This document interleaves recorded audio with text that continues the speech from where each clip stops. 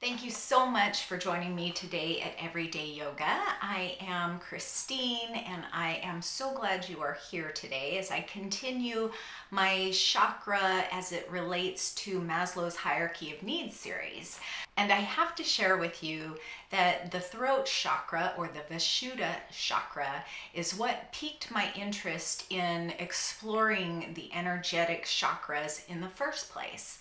As I was doing my teacher training, my 200-hour yoga teacher training, we did a little chakra release exercise where we started out at the root chakra and then up into the sacral and then the solar plexus and then the heart, the throat, the third eye, and the crown chakra. And when we got to the throat chakra, I realized that there was this really big lump in my throat. And I ended up having an emotional release. I cried my eyes out, basically. And then we were told to journal after it. And because I was born in the 60s, it was kind of a really different time in our culture than it is right now. And to be born out of wedlock was extremely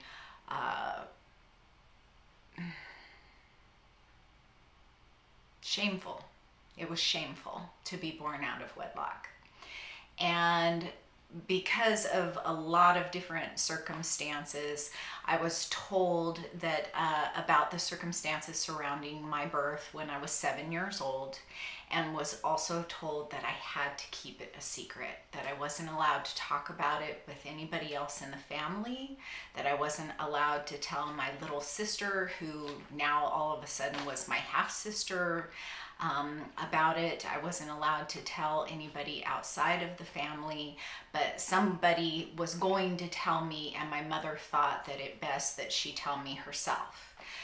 So to put something like that on a 7-year-old was really heavy, and I've worked a lot through blaming my mother for all of this, but I know that times were different back then.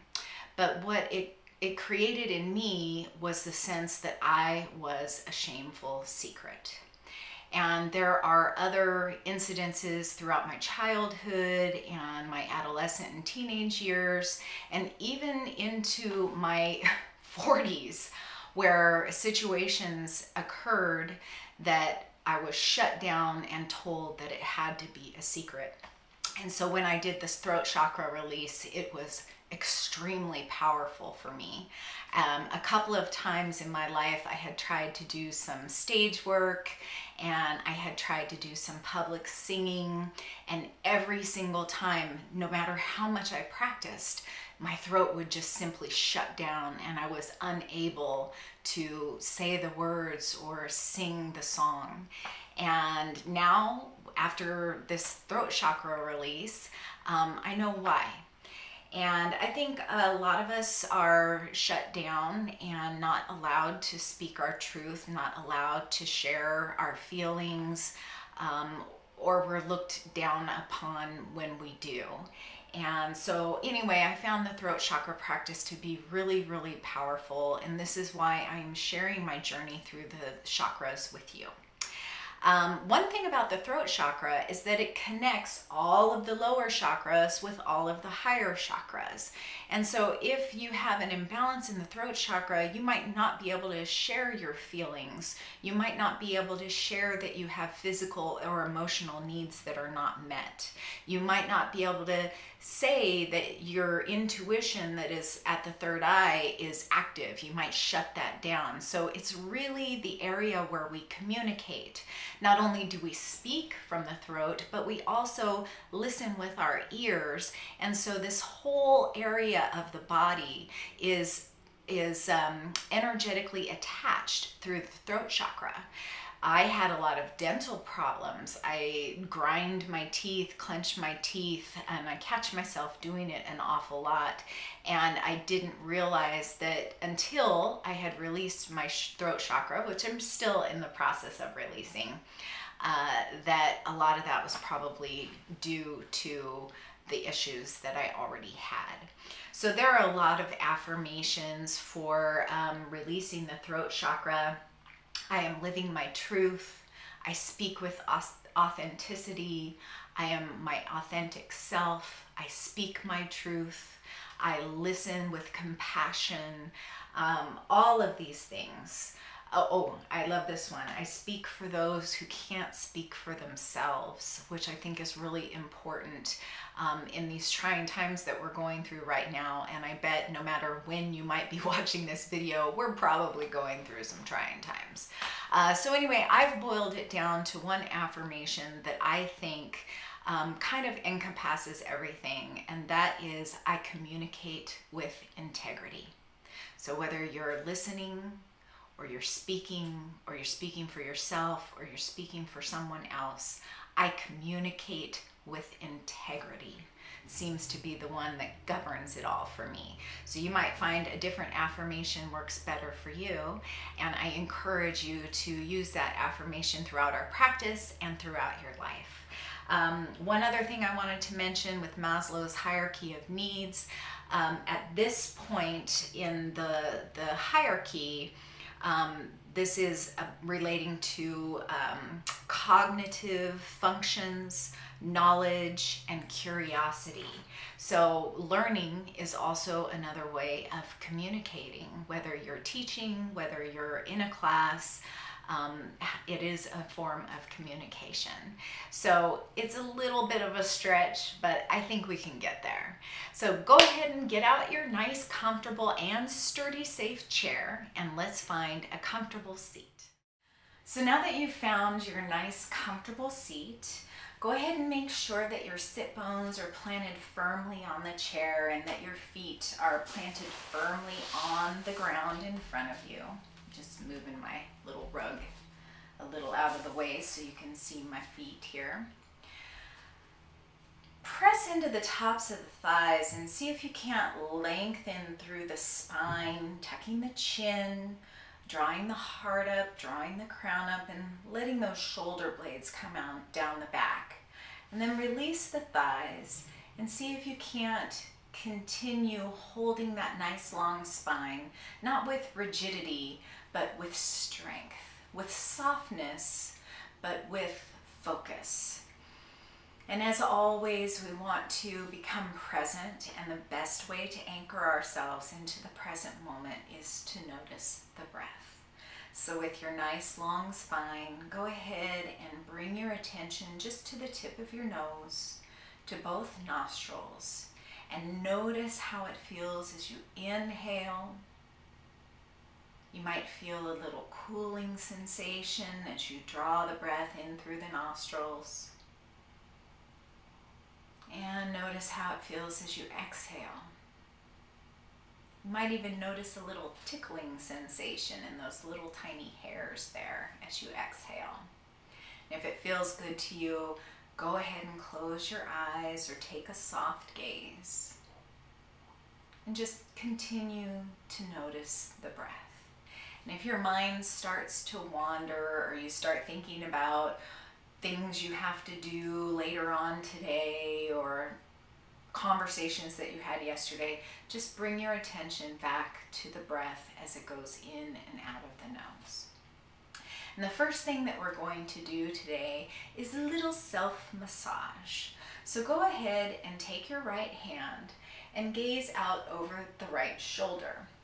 Take your fingers to kind of the outside of the left side of the neck here as you gaze over the right shoulder, and gently turn the head to the left shoulder. And then take the gaze back over to the right shoulder, and then to the left shoulder. Go ahead and release the hand.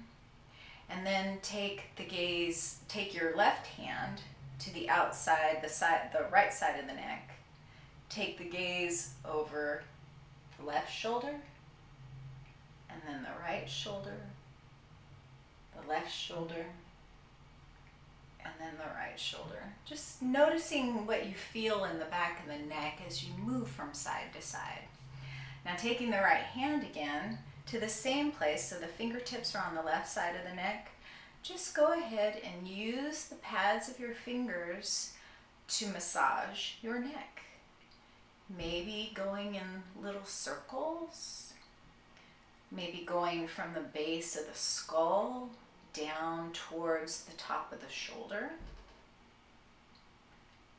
And you can pause the video here or at any point, because I could sit here and massage my neck all day long, and I bet you could too, but the video really doesn't allow the time. Oh, you might notice a little tender spot here, something that's really calling for your attention.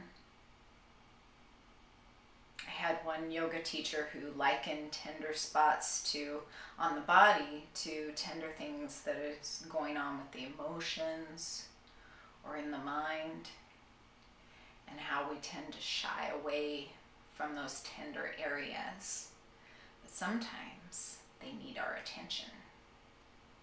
And just gradually continue the journey around to the back of the neck.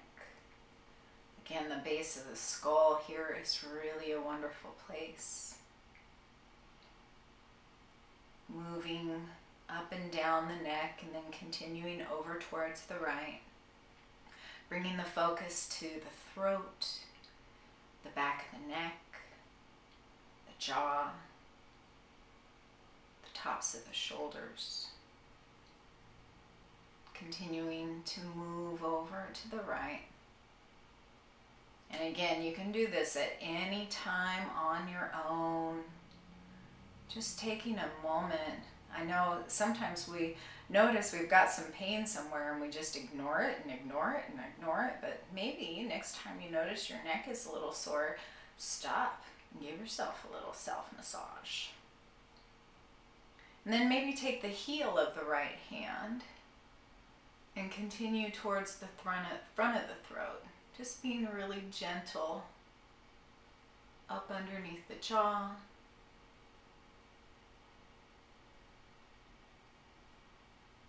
And then release the right hand, and we'll do the same thing with the left side.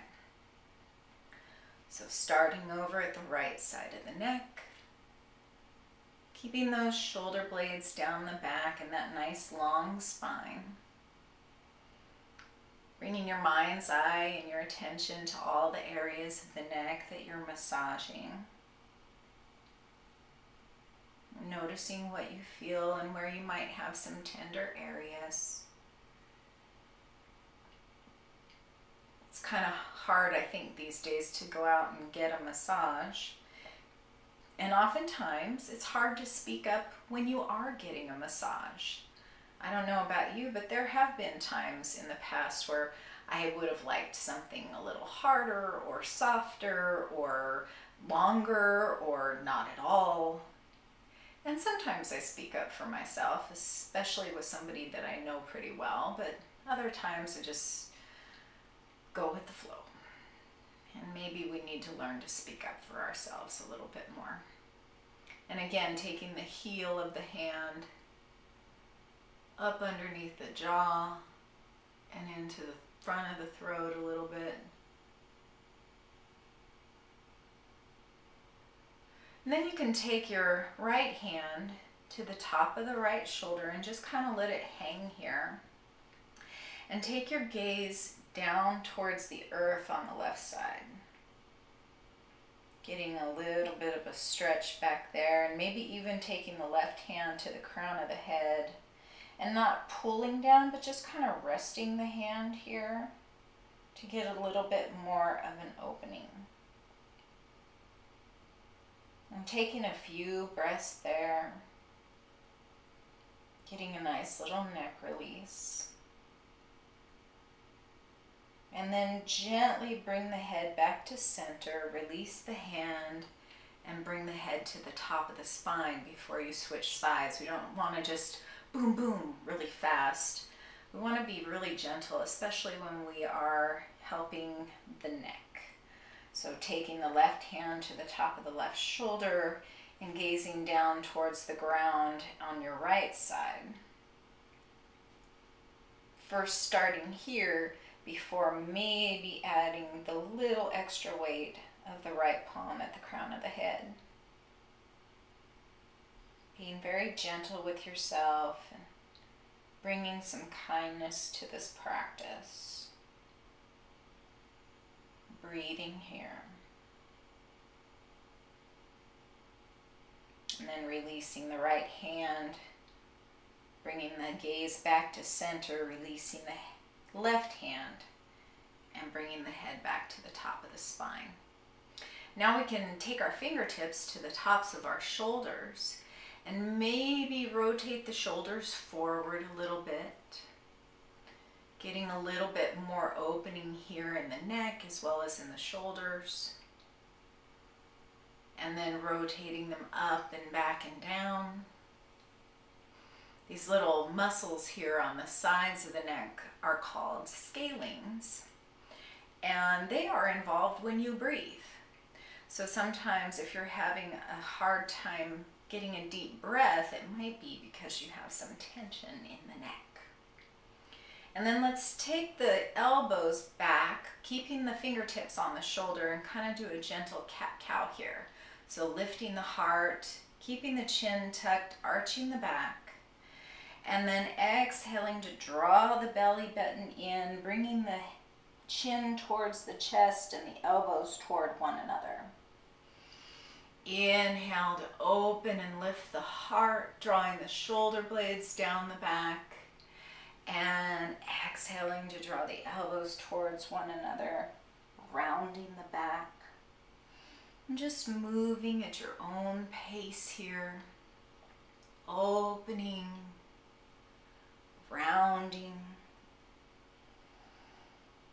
breathing into the back body, inhaling into the heart as you open and lift, exhaling, drawing that belly button closer to the spine, and then we'll release. And then let's take those right fingertips out towards the right side, and we'll just tilt the left ear towards the left shoulder. And you can just stay here, maybe playing with the level of the right arm, noticing how that changes the feeling in the neck and the shoulder and the upper arm here.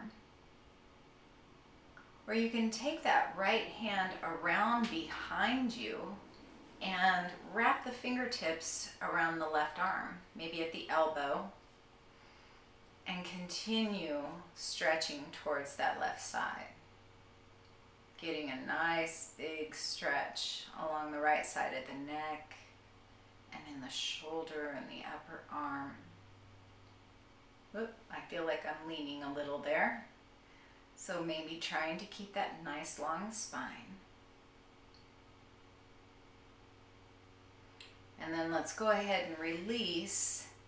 Bring the left hand to the left cheek and gently lift that head back up to the sky. And let's take the left fingertips out to the left side and bring the right ear towards the right shoulder.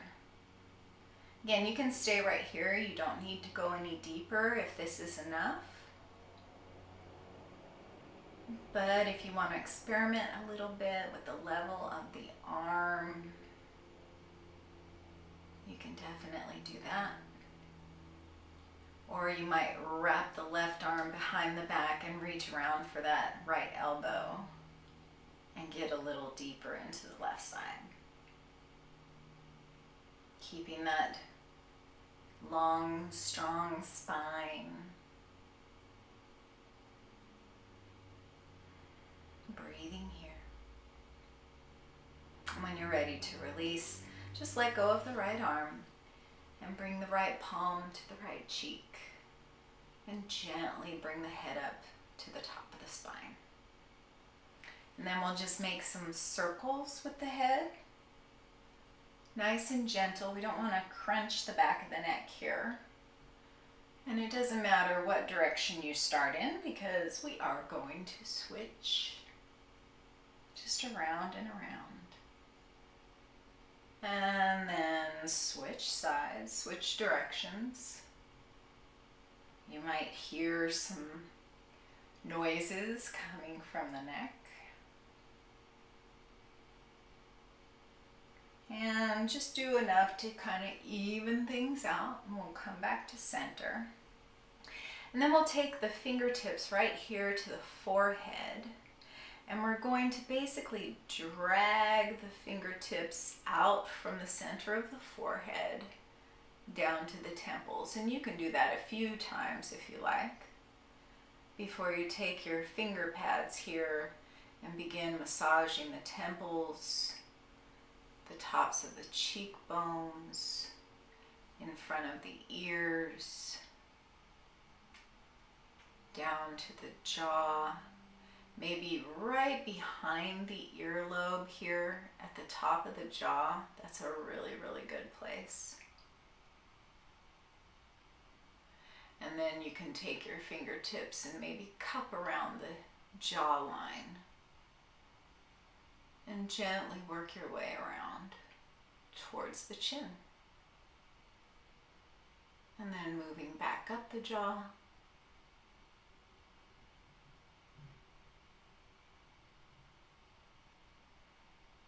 And again, this is a great thing you can do anytime. I love to do facial massage in the shower.